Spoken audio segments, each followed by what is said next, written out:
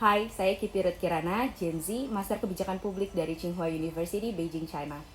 Mari kita bahas kenapa Undang-Undang Perampasan Aset itu penting, tapi tidak cukup untuk melawan korupsi. Rakyat Indonesia, Presiden Prabowo sudah meminta Ketua DPR Puan Maharani segera membahas Undang-Undang Perampasan Aset. Tapi kita jangan puas dulu. Undang-Undang Perampasan Aset ini memang langkah awal yang krusial.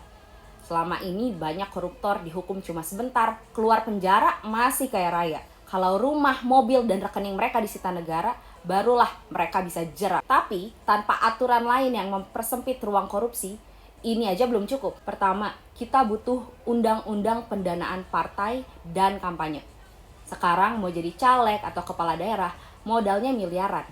Begitu terpilih, yang dipikirin bukan rakyat, tapi gimana cara bisa balikin modal kampanye. Akhirnya, proyek dikatrol, fee dipalak, APBN dikorupsi, rakyat jadi korban. Memang ada aturan dana partai di Undang-Undang Partai Politik dan dana kampanye di Undang-Undang Pemilu. Tapi semuanya ini masih tambal sulam. Kita butuh undang-undang baru yang transparan supaya publik bisa mengawasi keuangan partai yang dibiayai negara. Kalau biaya politik ditekan, motivasi cari uang korupsi harusnya hilang. Kedua, kita perlu undang-undang perlindungan pelapor dan saksi korupsi. Banyak skandal besar terbongkar karena ada orang dalam yang berani lapor. Tapi di Indonesia, whistleblower atau orang dalam justru malah sering diintimidasi, bahkan dijadikan tersangka. Perlindungan yang ada lewat LPSK belum cukup.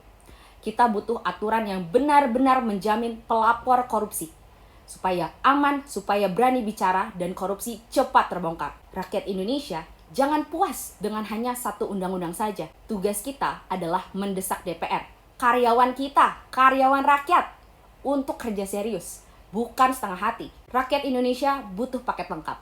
Undang-undang perampasan aset supaya koruptor benar-benar kapok, undang-undang pendanaan partai dan kampanye untuk memotong akar politik uang, dan undang-undang perlindungan pelapor dan saksi supaya korupsi cepat terbongkar dari dalam. Kalau 3 undang-undang ini disahkan dan jalan bersama, baru kita bisa bilang DPR benar-benar bekerja untuk rakyat. Kalau tidak, rakyat jangan diam. Kita bersuara, kita kawal, kita tuntut perubahan. Negara ini milik kita semua, bukan hanya segelintir orang yang makan uang korupsi. Saatnya rakyat jadi hakim yang tegas. DPR harus bekerja dan koruptor harus takut.